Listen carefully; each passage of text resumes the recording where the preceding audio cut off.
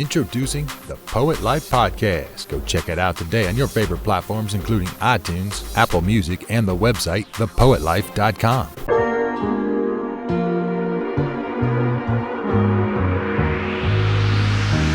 Find a way. Hey, it's Christoph Wrights of the Poet Life Podcast, and it is on Friday that we are here, and I'm here with Daniel Pico. If you all don't know this gentleman, you will in just a minute.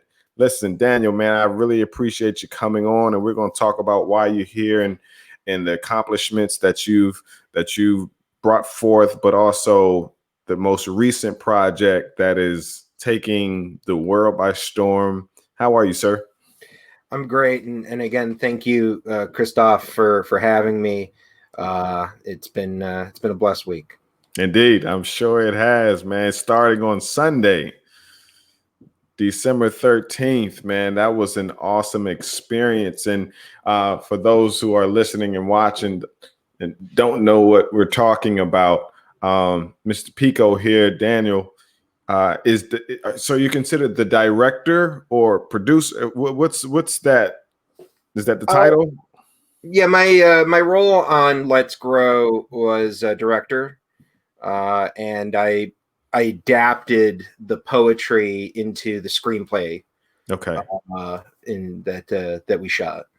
Awesome. Okay. All right. So just to give some backstory, I've connected with Sean Smith and David Bianchi, who also connected me with the awesome Lisa. She's man. Lisa's. How is she so down to earth? It just getting to know them through the process of making the film. And I mean, it's, obviously the times that we're in, we didn't really get to meet in person until the day we shot. Lisa is just an incredible powerhouse, just just so much energy and light and love that she just puts out through just every pore of her being. It's amazing. Yeah. We're talking about Miss Lisa Nichols, the powerhouse motivational speaker, participant in the second version of The Secret. And when I say she's so down to earth, she would not allow me to call her Miss Nichols. And so the movie that we're talking about, it's called Let's Grow. It's a spoken word film. I'm gonna say that again. It's a spoken word film, and that just really takes me over the moon, man, because again, the preface of this and premise of this whole podcast is to show poets and artists, poets in particular, that we can do so much with our art. It is not just for, writing a poem for my loved one, just for the open mic, just for the chat book. It really can be mainstream. It really can be on the big screen, right? And for Miss, I keep wanting to call her Miss Nichols, for for Lisa and Daniel and Sean Smith, who are the actors and writers, and David Bianchi, to take this on shows the value of the art that we love so dearly. Let me ask you, what made you take this project on? Well, I've always been a fan of performance poetry since I was a teenager. There's never been a time when, since I kind of discovered the art form, I think it was, I would say probably it was a film actually I saw called Slam years and years ago. It was an independent film starring what's his name? Amazing performance poetry artist, Saul Williams. Yes. Yeah. And the movie also stars some other Sojourn Song. I can't remember if I'm pronouncing her name right. Okay. But they're amazing performance poetry in that film. And he does one of his famous poems in performs it in the film, and it just suddenly I was like it was a whole new art form I'd never heard at the time, and I was a teenager, and it blew my mind. And after that, I got really obsessed with going and performing at slam poetries and poetry slams and things like that. Sure. Open mics and things like that when I was in high school. I learned very quickly that I was no poet. Sure. I could be an admirer, but not a participant. So, but I loved the format, and I loved the performance of it, the sheer theatricality of it. Sure. And I think after after that, I didn't really give it a lot of thought, but I'd made a film in college that was all in iambic pentameter. A friend of mine had written, and it was a comedy, that we had done, and then after that, I hadn't really thought a lot about it until I started getting involved in the anti-war movement in the mid 2000s. I was very opposed to the Iraq War. Sure. And through some folks I knew in Los Angeles, I was living in Chicago. They introduced me to David Bianchi, who I met through who was the producer of Let's Grow, and the co-writer and one of the stars of it. He and I were introduced, and he had written a piece called Soldier. Yes. That he was the author of, and him and Jason Whitman, who was another performance poet, were performing it live in Los Angeles, some of the poetry slams here. And they had sent me a recording of just the audio. And I said, Jesus, this thing's powerful. Yes. It had it does the thing that poetry I think does so well, which is it through just the minimum use of words, it can convey so much emotion. Sure. And I was really just floored by it, and I said I would love to make this into a movie. And I communicated with David, and he was in Los Angeles, I was in Chicago, and through some really good fortune, he flew to Chicago, and we shot it in one day. And the piece, I coming from a theater background, I wound up sort of taking a very theatrical approach to the production. And we staged it as if it was it was literally in a TV studio at my college that I'd gone to, and we staged it as if it was a broadcast. You could see the lights, and you could see them going on and off, and and we came up with a really fascinating piece of art direction with the blood from the soldiers that are being killed in the piece, spraying onto this, white canvas behind them. And at the end of the piece, it makes the American flag, in their blood. And it was really controversial. And we were like, oh, we're going to get in some trouble for this, but maybe some good trouble, some good trouble. Yeah. And it wound up getting a lot of awards and things like that at film festivals, and people who saw it really impacted them. And I think that was was mostly due to David and Jason's both wonderful performance, and their words just being so moving and visceral. And it was story, and it was an experimental narrative, because he's telling the story of a soldier, just a day in the life. And it really reminded me of, and it was great too. One of our collaborators on the piece was our composer, James Azrael. And he said, when he heard the piece, he said, wow, this is great. He said, it reminds me of a Motorhead song called 1917 or 1916. And we listened to it, and you can hear it actually in the score of the film, is that he took some of the riffs and some of the melodies from that song from a English rock band, and worked and weaved it into, and you could just hear it in the piece. It's so inspired. But yeah, and so that was kind of my introduction to doing what David likes to call spinema. Right. And we our first sort of adventure was that. But David has been doing poetry obviously for decades. Sure. He's right. a poet, and he's done slams, and he's performed. And when I moved to Los Angeles, he and I are good friends too, so we would go to open mic nights and stuff like that. He would perform, and we would tear it up all night. Yeah. Good times. Yeah. Awesome. So that was my approach. Awesome. Well, let me ask you, man. Let's kind of start from the beginning.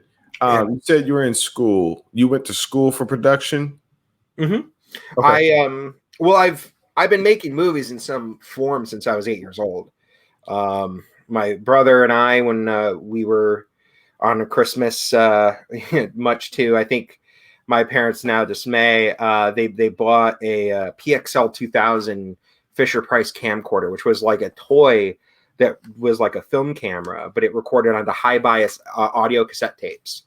Wow. And my brother and I were making movies from that day literally on. I mean, we were done after that. There was nothing to do. Whenever we had a weekend free or something like that, we were filming something. And then, we continued on through, grade school. And then when I got into high school, my brother has always wanted to be a filmmaker as well. He took some different paths in life. He became a scientist in some capacity.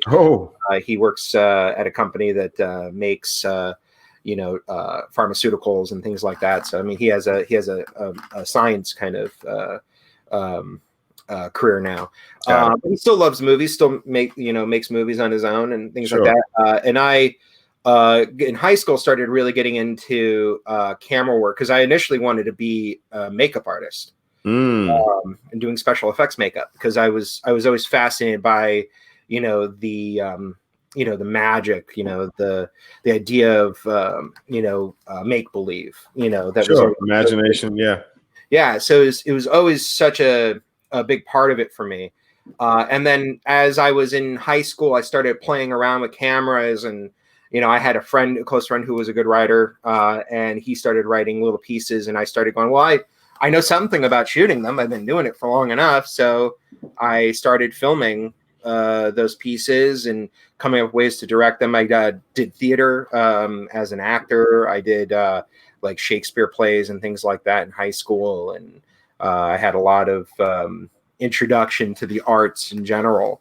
And I just loved play. I loved being part of being creative on that level and just seeing art sort of generated from all different avenues. I was always just such a big fan of live performances and things. So, so I started making movies there in high school, and then I went to film school at Columbia College in Chicago. And I mean, after that, it was it. I was hooked. I had a teacher there named Ron Pitts, who was my mentor. And he was just an incredible human being and artist, and so generous with his passion for filmmaking that it was infectious. And after that, I was hooked. I mean, yeah.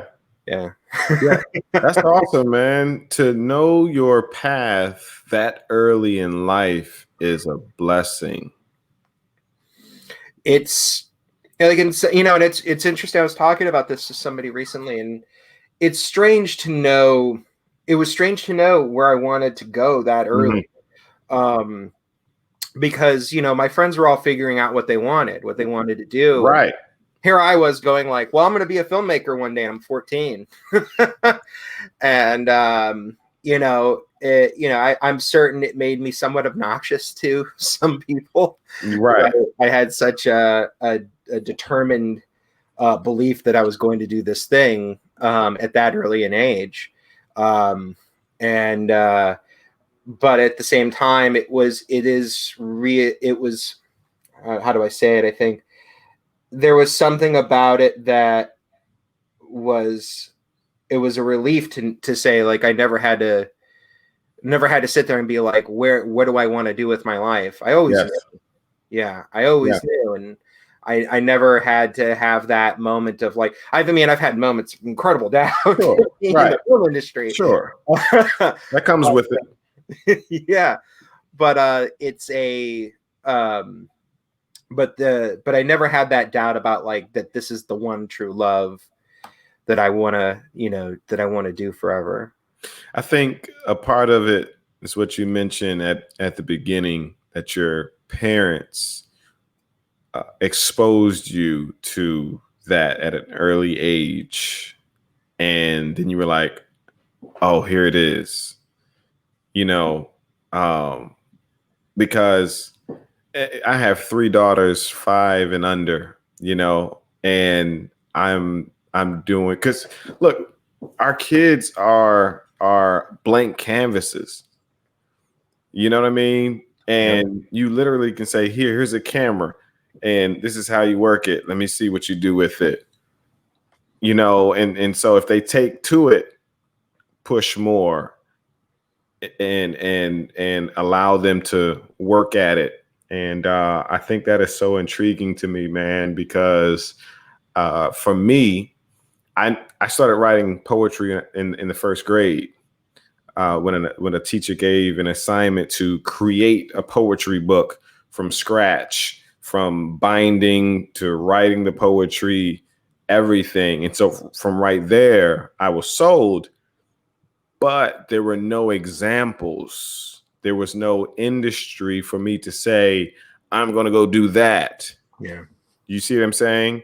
Mm-hmm. And so there was a community, obviously, where poets did poetry, but there were no transactions, no deals being made. So there was no industry. And so that's what, at 38, I said, if I can't find it, I'm going to create it. Right. So our slogan is uplift the poetry community, build the poetry industry, because community is old. Age is old, right? Poetry's in the Bible, Psalms, and right. But as an industry, it's in its infancy, right? So I've been searching for a way to do poetry as a career for 30 some odd years, and to see someone like you and David and Sean taking it here blows my mind absolutely. And I appreciate you all's gall and audacity to well, let me ask you. So did you all, was this a love project, or did you see it being able to do what it's doing now as far as touching the lives of so many people, but also potentially being in film festivals and things of that nature? What did that look like at first when you all came up with the idea?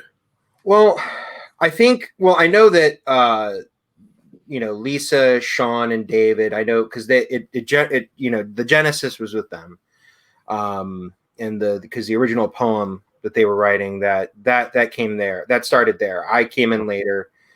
I know that they wanted it to be seen because I think there was a visceral rage that that so many people were feeling. This year has been just a beast on so many levels, and it's I keep thinking back to there was I can't think of a better analogy right now, but like the idea of like there are no atheists in foxholes. It's like the old saying goes, and because war brings out your true nature, your fears, your anger. I mean, it's just like your character is revealed through intense circumstances. And this entire year was like a year of intense circumstances, and I think it's revealed the character of so many. If you're somebody that does not want to stand to see oppression and injustice go by without being addressed, injustice has always been something to me that I know that, it pierces me at my core. It angers me in ways that I can't, it's hard to describe other than just it enrages me.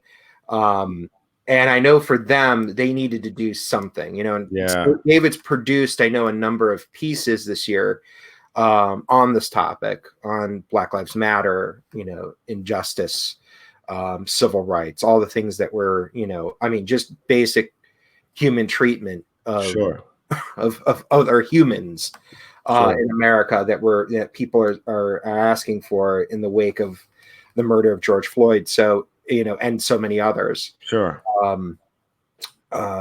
Just the names, it's too sad to even be able to recount how many names.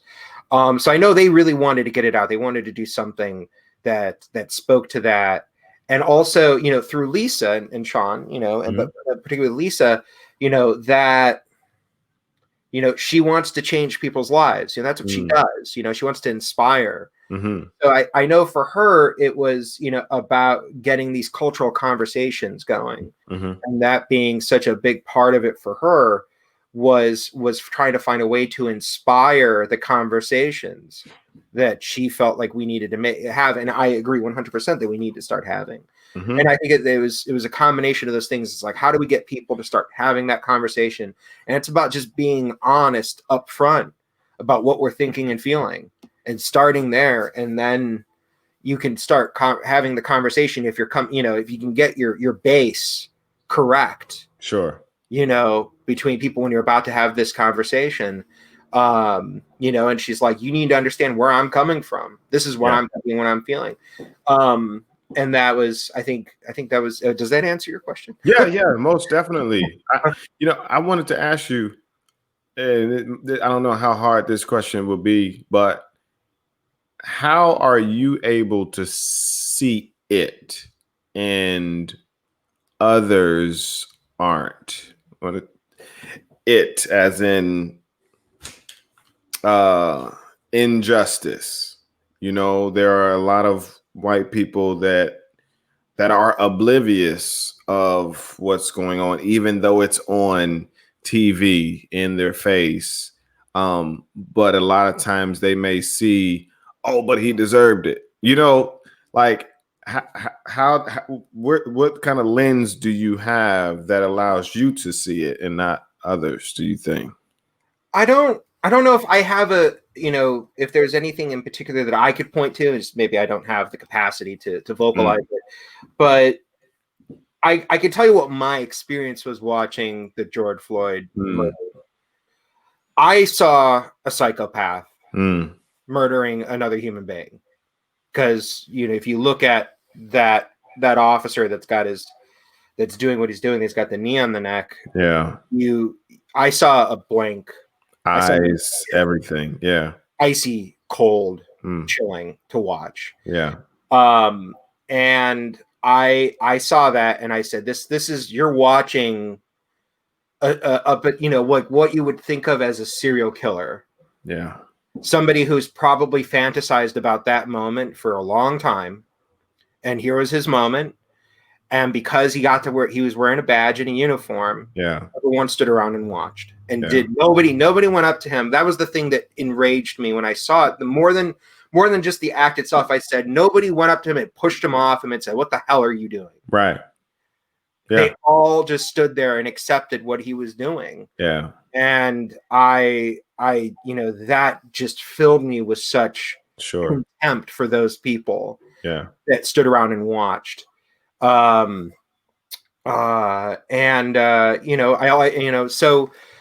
I don't know, maybe it's just a sense of empathy that I have for other human beings that I see in peril. I mean, I saw a man just crying for someone to save his life and no one came to his aid. So that it fills me with emotion just talking about it. Yeah. Cause maybe it's just cause I can imagine myself in that position so easily. And just so it makes me so afraid and so, just desperately sad to think that those were his last moments. So, I mean, it's, So maybe it's just a sense of empathy. You know, I mean, part of what I do as a filmmaker is I try to understand people. I just through empathy. I Right. try to see the stories through all the characters' eyes and try to understand what motivates them. You know, I think about that as I'm, you know, breaking down a script or, you know, whatever it is I'm doing on stage. If I'm telling an actor, you know, there's, you know, even, you know, characters that I think are, you know, horrible people with horrible motivations, I have to see somehow their point of view, Sure. understand what they're thinking and what they're feeling in order to be able to convey to them how to play a scene. So it's just, I guess it's just a sense of empathy. And I just I don't, you know, I get enraged because I don't understand why other people can't see it. Yeah. Yeah. And Was yeah. it was it hard for you to take on this film? I was talking to Sean, and it was hard for him to say the things that he had to say, right? Um, uh, just because, you know, he's an empath too, you know, he can feel it, and um, but also he also admitted that he hesitated for a minute, and this was the conversation that he had with Lisa. You know, if I do this film, I possibly could get blackballed and, you know, just shunned because of the topic and the content. Was that hard for you, just being in the circles that you're in? You know what I mean? Well, having been here already in one capacity, making a movie about the Iraq War while it was happening. Yeah. I mean, I was no stranger to saying controversial things out in public. I mean, there is footage of me somewhere on Iranian television talking about the Iraq War. Wow. Not realizing, you know, I was at 25. I didn't realize what I was doing in the interview. But I was so enraged. I said, any opportunity for me to have a moment where I could sit there and talk about something that pisses me off this much, Yeah. you know, was an opportunity I was willing to take. So there's a CIA file on me somewhere. But in terms of like any like trepidation I had to get involved in the film, none, because I'm not worried about what, yeah, there was a moment where I sat there and I said, could I wind up with some hate mail, some death threats? Somebody gets my emails out there, you know. Right. I mean, Right. I have a website, you know. I mean, somebody could, look me up. Yeah. There are crazy SOBs out there that I was concerned about. Sure. But I can't let the theoretical crazy person stop me from saying things that I think that need to be said. Sure. And am I worried that supporting things like, Black Lives Matter or, any of those movements, I feel very confident that my point of view is one of, justice and honesty and love. And that's where my point of view comes from. And if that's something that threatens you, then it's your problem, not mine. There you go. That's it.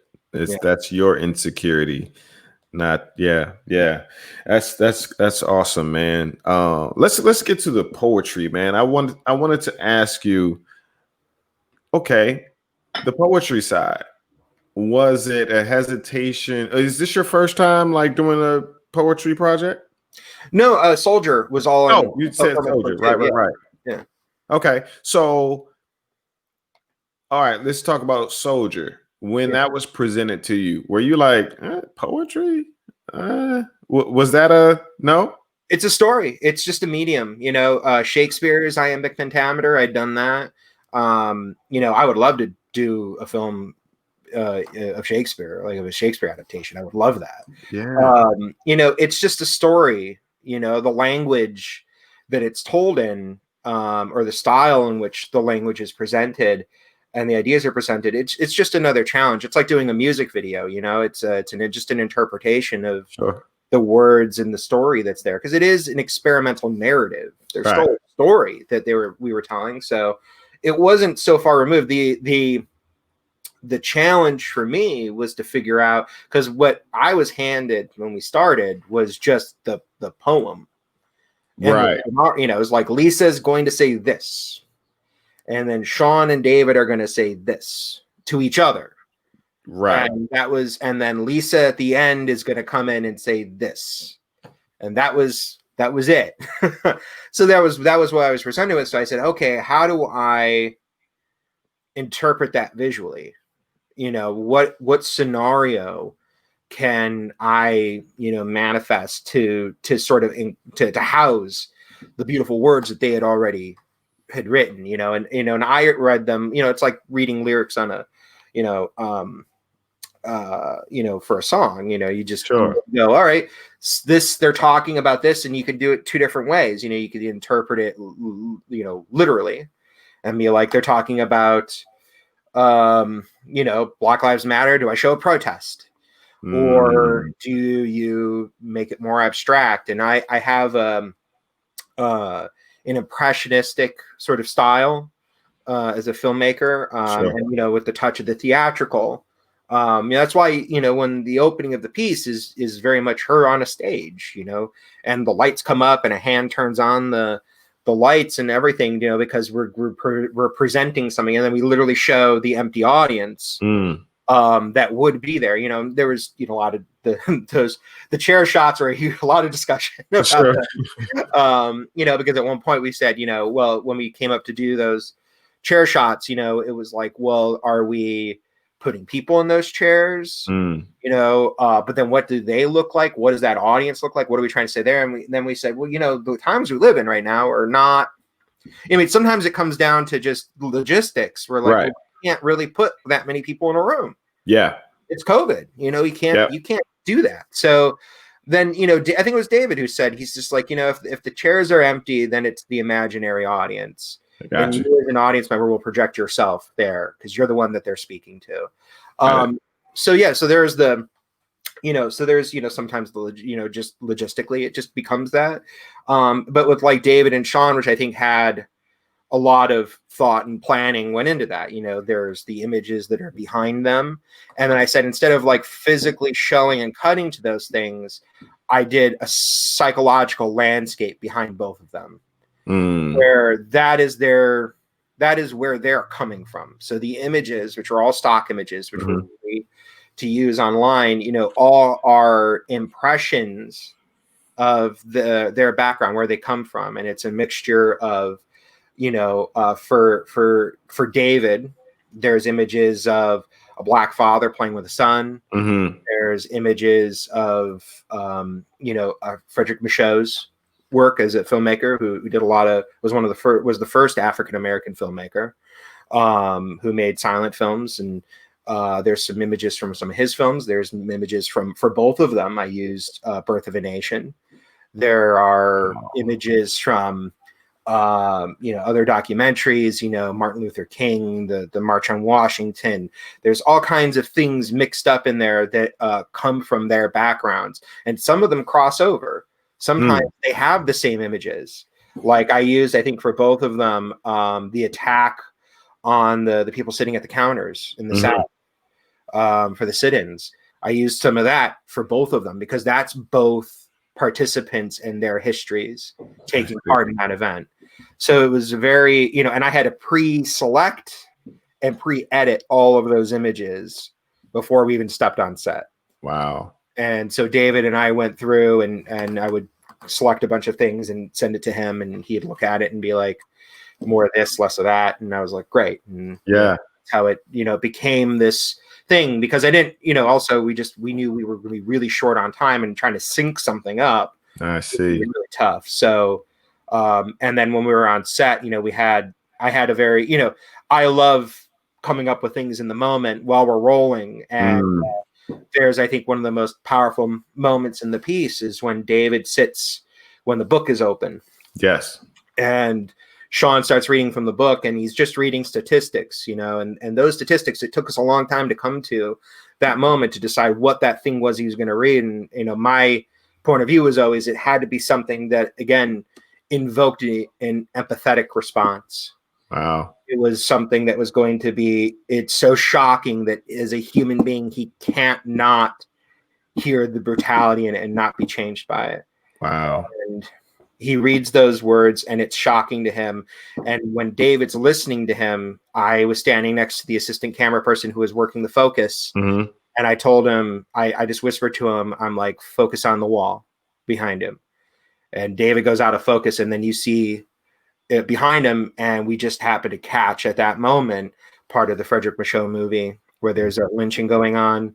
There's images of from Uncle Tom's Cabin, the silent film.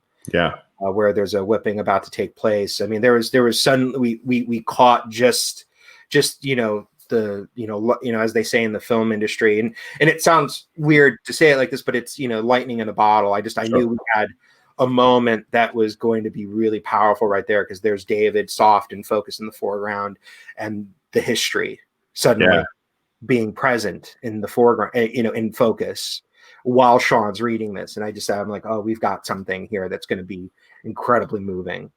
And you just, it wasn't planned. It just happened in that second. So it was so that's sort of my approach, is to set a stage for things like that, and then just play. Mm-hmm. And David and Sean and Lisa, all three of them. I mean, David's a seasoned actor. I mean, he's done lots and lots and lots of acting. Sure. So he was, he showed up. He just came. He was ready to play. He was producer when he wasn't on camera. On camera, he was the actor. Yeah. But for Sean and Lisa, I mean, there was a moment I was, when we were rehearsing it, I was like, they're doing great, but you never know what's going to happen on set. They're just not experienced actors, but they're performers. Sure. And I was like, is Sean going to be motivational speaking when he's trying to be this character that's not him? Got it. And I just didn't know if he was going to be able to do it. And then when he started the scenes, I was like, he's great. I'm like, oh, I'm going to be okay. So he's not an actor. No, I mean, not to my knowledge. He doesn't have. Wow, I thought he was background. I know he said he always secretly wanted to be an actor. Sure, no, but I thought he did great. He's fantastic. The scene where he gets teared up, and he did it in such a beautiful, subtle way when he has those final words where he's like, "And this might hurt." That breaks my heart, because you could see, he got, like, he and I had a very long conversation before we started, just him and I, because we're the two white men on the show, and I just said, let's have an honest conversation about what we're about to say. And we talked about our impressions, everything from our impressions to African American culture growing up, how we felt about the civil rights movement, what our white privilege has done in our lives, and like how we've seen it play out. It was a very honest, direct conversation, and it was so inspiring, I think, for both of us to be able to be like, let's really put it out there. Let's not be afraid to say things that are going to be controversial, and let's be real honest about what we're about to do, and some of the, we talked about some of the anger that might be thrown our way. And because he and I both agreed, and we're both, men of a certain, persuasion. We are supporters of the movement, sure, and supporters of justice and things like that. So it angered us both. So we said, then, again, in order for this conversation to happen and for us to be part of it, we have to be as honest as our counterparts in the conversation too. And that it means, acknowledging our privilege and things like that. And having that conversation, and also we had some just amazing moments just talking about how we've acknowledged how white people sometimes talk to each other in private about this issue, and how condescending it can be sometimes. And we shared a lot of that with each other, and it was such an eye opener. And it was refreshing that I knew that I had another partner on the show, sure, that saw the world that we want to be, we want to make, sure, the same way. So yeah, it was great to see him show up and just bring it. He got the character. It wasn't Sean on stage, there. It was a character he was playing. And of course, Lisa was so moving and powerful in her in her performance that and it was interesting too, and I don't know how it sort of played out this way. She and David had a real connection and a real bond. So when we were on set, there was a lot of discussion between the two of them while we were filming. And I remember sort of sometimes just saying, I need to step back because I feel like there's territory she's emotionally going into. Yes. That I think she needs David to walk with her hand in hand a little bit. Yeah. And I need to step back. Sure. And I need to just observe. Sure. In the same way, I think there was a part of the the process of everybody just figuring out how to respond and how to react to the George Floyd murder, Breonna Taylor, and everything that we were witnessing this year. I feel like there was this push to, it's like, hey, white America, if you want to be involved in this conversation right now, it's time for you to shut up and listen. Yeah. And I felt like at times that was my job, was to be quiet and to listen and observe, and let Lisa feel comfortable expressing, as if almost directly to David, what she was thinking, and having that connection with another person of color on set. Sure. So it was all about, at that point, giving her the space and the tools she needed to really bring to the screen what she needed to do. And as a director, my job is to just create that environment, and however it needs to play out is however it needs to play out. Sure. The reason I asked about whether or not you had a hesitation to choose a spoken word film that is really geared to poets. I want poets to see that people of your stature, director, movies and things, are open to these projects and get empowered to create more than just a poem, right? And think bigger, create some scripts, create, a larger project, and say, this is possible. And that's why I asked you the way I asked you. Did you ever hesitate? And you were like, it's a story, and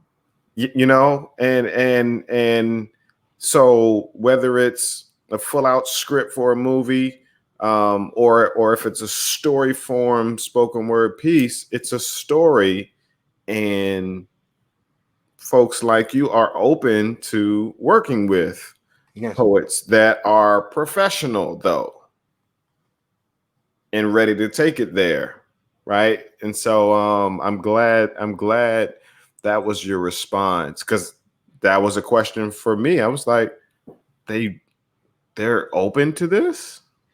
Oh, absolutely. I think, I mean, I'm always looking for ways to expand the boundaries of what film can do, because that's my medium.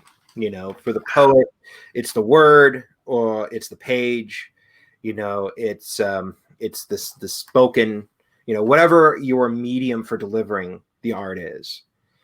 For me, it's images, and I just look for a new way. I always am looking for new ways to express emotion, express a story, to connect with an audience. And I examine all kinds of art to try and figure out new ways to do it. And I mean, a lot of it's been done.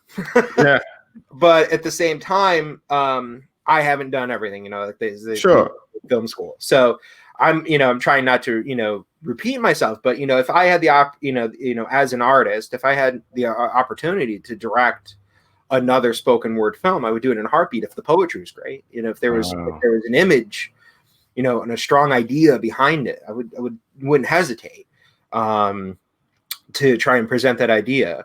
to an audience in a visual way. I mean, it's just, so if you're a poet and you're out there asking yourself, what can I do? Like, how can I express my poems in another way?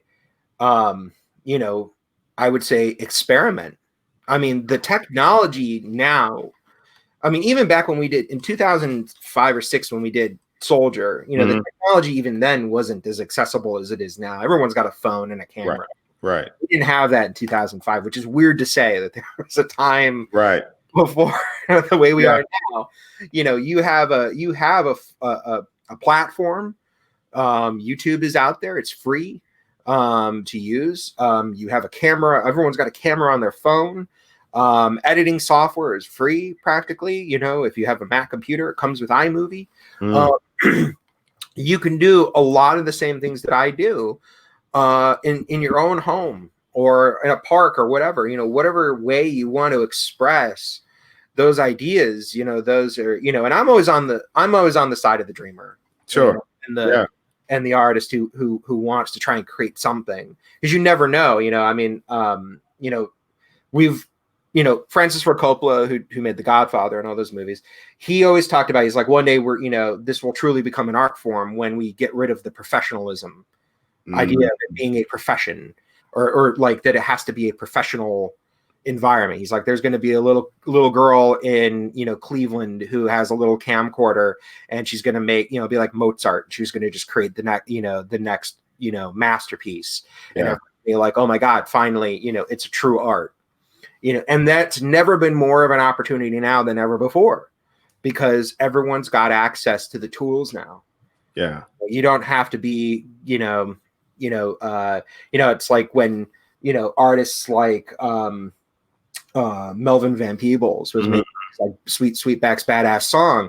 You couldn't make a movie unless you had the unions involved.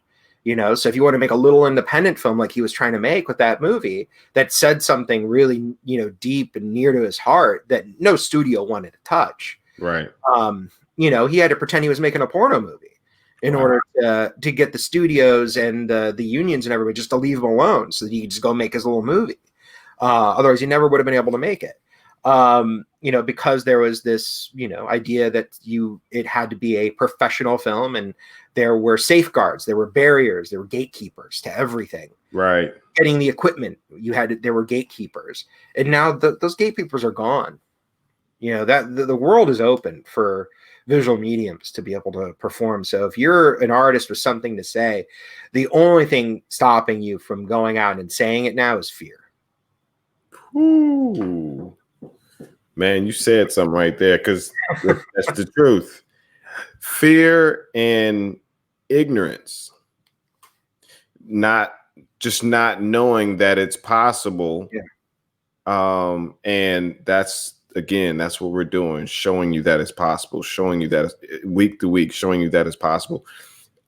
Process wise, would you suggest that the artist, the poet, try to create something themselves and then show you that, look, all right, look what I was able to do? Can you now take it to the next level? Is it that, or I have a poem or I have a script? Which one do you think is the better option for you that you would choose? Well, for me, show me a script. Show me a piece of writing. Show me something that moves me emotionally. When I think of other directors and their process for choosing a piece, like Clint Eastwood would just read something and he says, "Do I love it or not?" And if I love it, then that's my next movie. I go through a little bit longer. I look at it, and then I start trying to figure out from different angles, like, is this something that I can express myself in a new way, emotionally, like, or is this territory I've already covered? I made a short film for a web series years and years ago that was in a lot of ways it was a poetry based piece called Horror Haiku. And it was, they would take a haiku from a fan member, or an audience member, that was usually horror themed. It was a horror movie, and then they would translate that in some capacity to a short film that was inspired by that piece of poetry. From a haiku. Yeah, horror haiku. Yeah, and I had written, they needed a haiku for my piece, so I wrote a really bad haiku about a phoenix rising from the ash, and I used the image of a phoenix and a vampire, like a newborn vampire. And instead of ash, she's in a bathtub full of blood, like newly slaughtered, and then rises out of this bloody bathtub in slow motion, and like opens her eyes for the first time. The world is anew, and she's covered in blood, and then she, expresses her fangs, and it's, a phoenix rising from the ash. It was just my interpretation of like that, and I just wanted to do it. I'm a big fan of anime, so it has a very anime kind of quality to it. And someone saw that and they said, "Hey, I got a music video I really want to do." That's basically, an interpretation of that short that you did. And I was like, well, I don't want to repeat myself, but at the same time, I like an opportunity when someone else is willing to pay to direct, or pay for me so I can direct. So I stepped it up a level, and I made a bigger story out of it. And the song was beautiful too. And I said, this is just a great song. It's such a sexy, romantic, song. And I just said, I really want to do this as a seduction. So I took the idea then of vampires and, added that to like a seduction on a dance floor, and then, intercut it with, in a field with, the vampires eating their victim at the same time. And yeah, it was a lot of fun to create images like that, and but yeah, does that answer your question? I'm sorry. It all stems from a haiku. Yeah, those were I did 5 episodes of that series, and they were fun. They were really fun shows to make, because I love horror and so. Each episode I did in a different style. Like I did one like a 1950s B movie, with the score and everything, and I had the actors in period costumes and stuff. And then I had we did one that was like a Japanese horror movie, sort of The Ring and Suicide Circle and films like that, and then we did one that was very John Carpenter-esque, because they had a character that they already wanted to incorporate that was like sort of like a Michael Myers character. Yeah. So I had a lot of fun with just creating different versions of that. I'm still stuck on that. All of what you just said was stem from 17 syllables. Yeah. Yeah.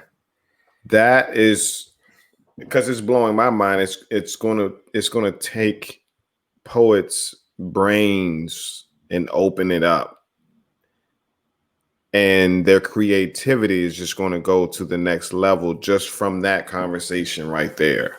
Great. The fact that you can take a haiku and then create a whole series and a music video, and man, that's awesome. That's awesome. And that's what this is about, man. That's what this is about. Because we don't see it. You can't be and do what you don't see most times. You got the visionaries that can, right? In your position as director, you have to have an eye and a vision most times, right? It helps. Yeah. One of the, I think there's a great line that I always go back to from Roger Corman, one of the famous producer directors, who gave so many their start in the business. Coppola, and Ron Howard, and Scorsese, and all of them, gave them all a start in the business. He said, always have a point of view, even if it's wrong, but at least have a point of view. And I always try to remember that, to always have a point of view when I'm making a film, even if it's wrong, but just have a point of view. Because if you don't have a point of view on the story of your own, then what are you doing? You're just shooting scenes. Right. Yeah. So I always try to, I always try to, I mean, I do extensive breakdowns when I'm doing a piece. So much of my work is done in pre-production. I don't just jump in to something like, I mean, I have Sure. just showing up and like been like given a script and say, this is your movie. But I I said, oh, okay, this is the movie I'm directing today. Yeah. But for the most part, I do extensive work in pre-production, and I break things down, and I try to, I come in very prepared. I come in with a shot list, and if I can get storyboards, I did another web series a few years ago that we released last year. That had a lot of special effects and things like that. And, and we had very little time. We only had 2 days on a big stage, and it was very expensive. Mm. There were lots of moving parts. There were fight scenes and all kinds of stuff that I had to be able to do in one day. And if I hadn't done extensive breakdowns and storyboards with the cinematographer, we wouldn't have been able to achieve all of that in one day. I could only push and yell so much on set before it's just I'm a guy yelling at myself for not being ready. Right. Yeah. So who are the key players? The director, the cinematographer, the producer? Well, everybody has a role to play. Okay. Everyone on a set has a specific role. And it's so everyone has a vital role, from production assistant down at the bottom all the way up to the director and producer at the top. Everyone has a role to play. I mean, the Holy Trinity, which someone once called it to me, which is director, cinematographer, art department, or production designer. Oh, that's sort of the Holy Trinity. Got it. And under production designer comes, art department, props and costumes and all those pieces that, people physically interact with and you see physically on the stage. And the cinematographer being, essentially the person most responsible for the light, I see. how it looks, the tone and of the piece itself. And then the director is sort of it's like the conductor of the orchestra. You're directing the whole thing. Yeah. And I think it was Martin Scorsese said, directing is basically, telling people yes or no on set. I see. Yeah. You spend all this time preparing, and then you show up and you just say yes or no. Right. Within that Holy Trinity, are there bumping of heads of ideas and visions? There should be. There should always be. I mean, if I think I quote a lot of other people in the business, but there was a famous producer named Robert Evans, talked about making a movie, Rosemary's Baby, which is a classic film. Mm-hmm. And Roman Polanski and him, who was the director, and him butted heads the entire time. But he said, but that's good. Conflict's good, because if everyone's just really being polite to each other, it's going to be underwhelming. Wow. So conflict, polite professional conflict is great. I've been on films where there's lots of caustic, ideas clashing in ways that are not productive, and that's a very uncomfortable experience. Sure. To be stuck in the middle of that. I was also I'm an assistant director on movies, and I see it a lot where producers have certain ideas and directors have certain ideas, and when they start trudging on each other's path, on each other's feet, you start getting a lot of conflict and sparks start flying, and it's usually never at an opportune moment. It's usually when there's like 50 people standing around waiting what to do when that fight happens. Yeah. I've been very fortunate not to have been. I've only been in that position, I think, maybe once, where a producer thought that they should be directing the movie, and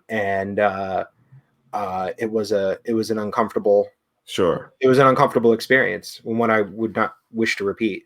So I'm very careful about who I collaborate with, but camera people, there's a difference between like,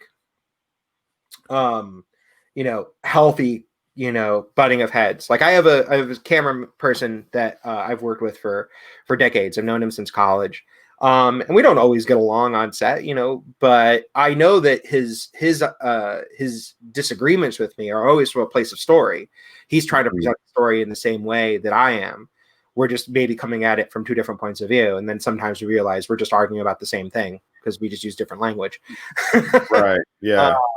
But that's a healthy conflict, because he's sitting there going like, but if you show it this way and this way, you're presenting the story in a better way. You're revealing the story. That's how the language everything is a reveal in what I do as a director. It's like revealing the story to you. Sure.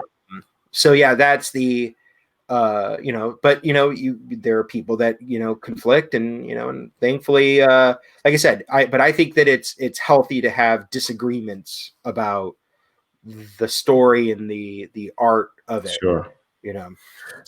So then does it become a compromise between both parties, or does the director get the final say? Well, it depends on the show. If there's a lot of money involved, sometimes it's not up to the director. Sometimes it's up to the producers to make that final call. I worked on a movie like that once. I wasn't the director, but I saw it and I said, this seems like, I felt bad for the director most of the time.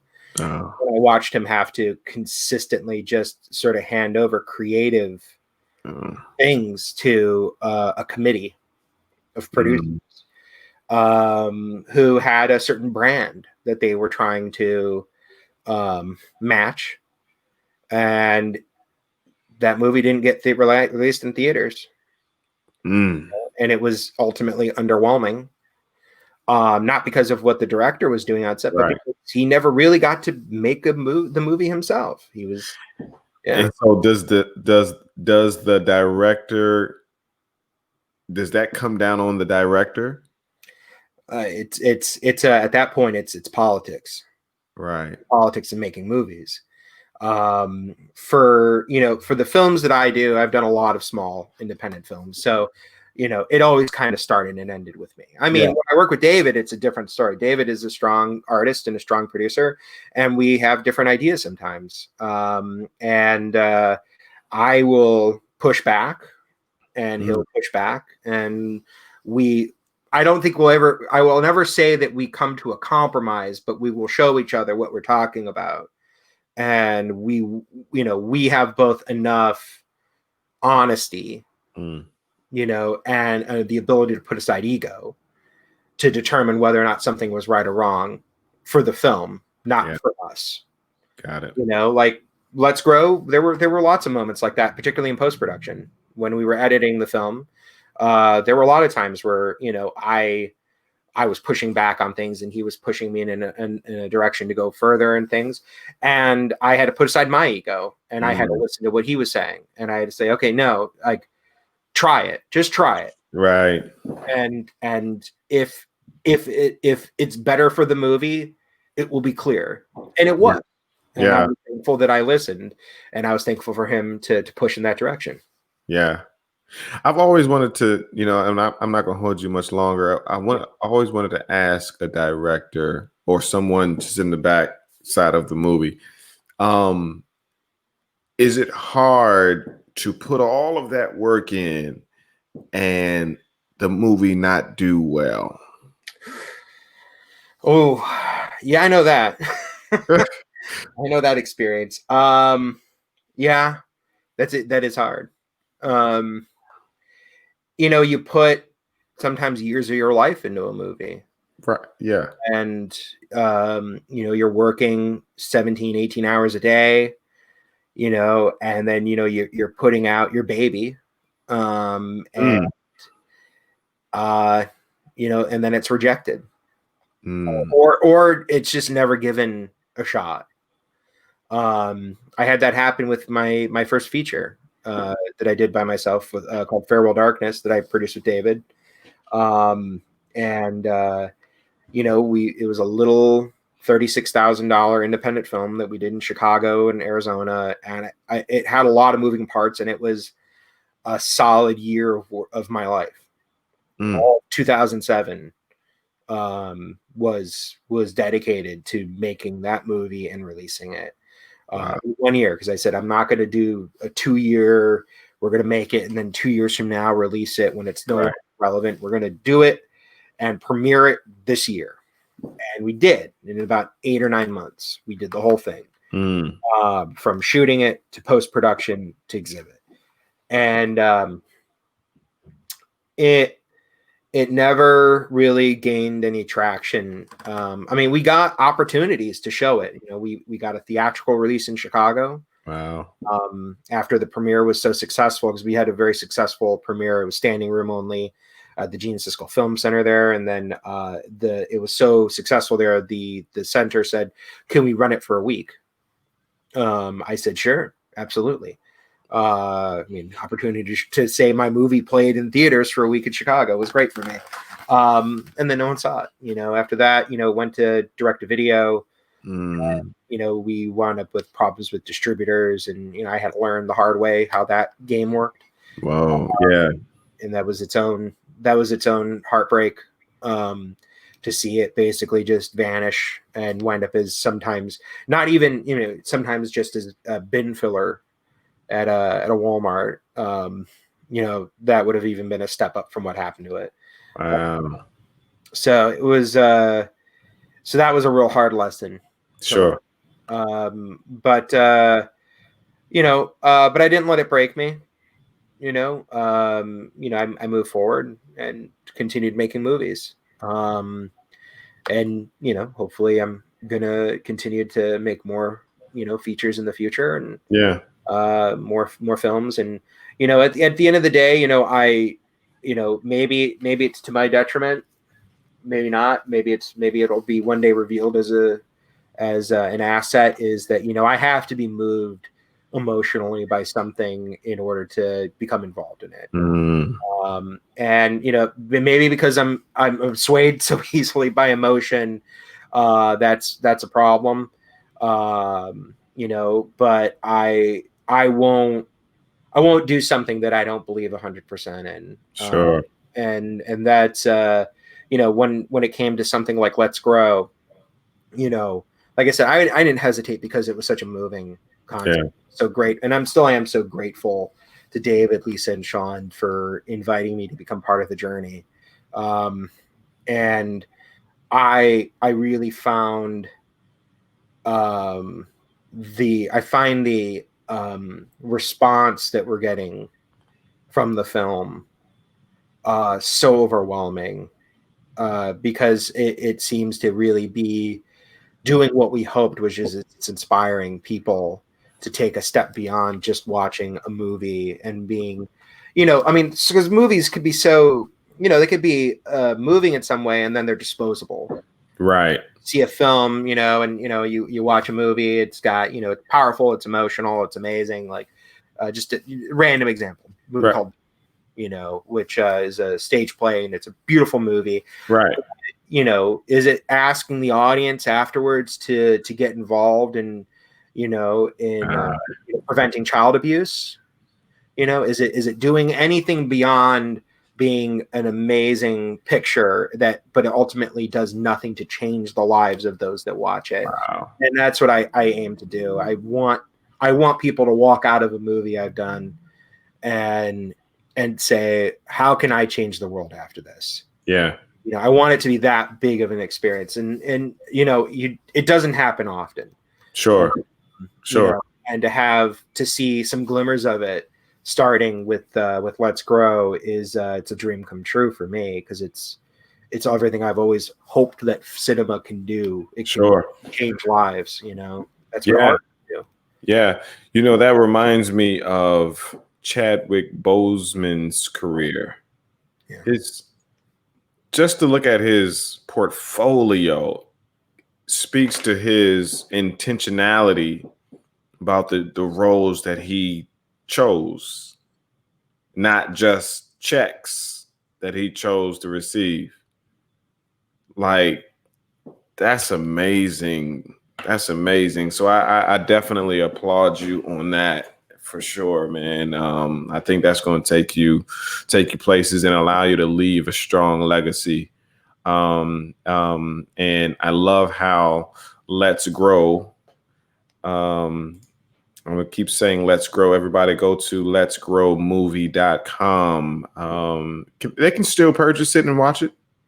How's that? It's interesting. I got a text message from David while we were having this conversation. Yeah. And I'm just, let me just check and see if maybe it is. I think somebody said that in the group they were able to purchase it, and it's only $4.95. Everybody. I wish I knew the answer to that. I don't know if it's purchasable. I know that there are watch parties that people are organizing through Lisa and Sean. Sure. Through the cultural conversations or courageous cultural conversations. Right. I know that that's a way to view it. I know that we're going to make it available, I think soon to the general public, but not quite yet. Okay. We're kind of picking our time. Got it.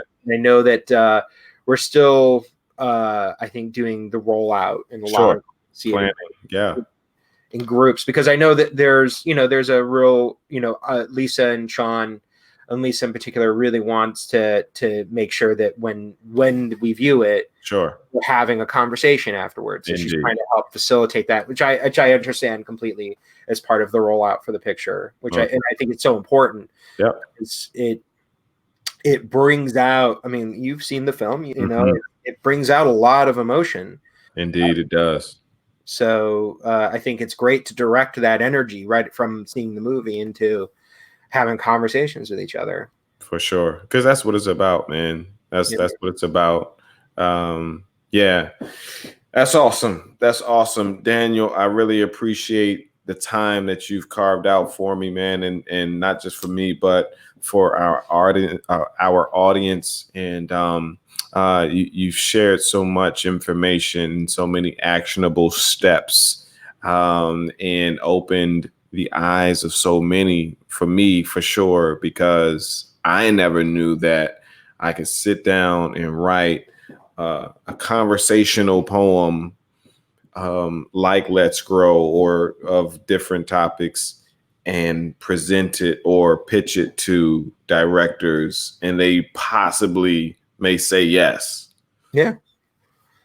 I mean, please, if you've got something to say, approach collaborators.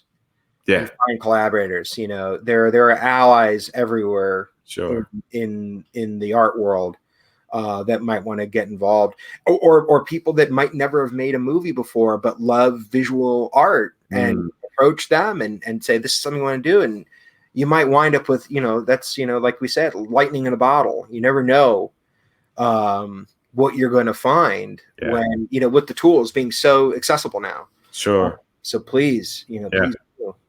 That's awesome. It is the Poet Life Podcast. Everybody go to thepoetlife.com. We've partnered with Let's Grow, the movie, and we were able to gather poets around the world and submit poems that spoke to the trailers and the backstory of the movie. And I think roughly about 45 poets from around the world submitted poems. Go to the website, letsgrowmovie.com / the Poet Life. You'll see all of those artists in their art. It is amazing to see the collaboration with the big screen and production, but also poets who never thought they could be connected to something like this. So we just want to open your eyes, open your minds, open your hearts. And again, thank you so much, Daniel Pico. We truly appreciate you, and we look forward to seeing what you have next. What's your website again? My website is let me is it wait, hold on. Is it your I'll send it to you so that you could post I'll it. put it out there. Yeah, I'll put it on the screen. I got you. No problem. Thank you. Man, thank you so much. Enjoy your holiday if we don't talk before or after. And look, I really appreciate you coming again. And it's the Poet Life Podcast. If you could say anything to the poets and the artists, what would you say? Keep creating, man, and keep making good trouble. Oh, that's good. John Lewis. I love it. Look, everybody have a good night. It's the Poet Life Podcast. There it is. Introducing the Poet Life Podcast. Go check it out today on your favorite platforms, including iTunes, Apple Music, and the website, thepoetlife.com.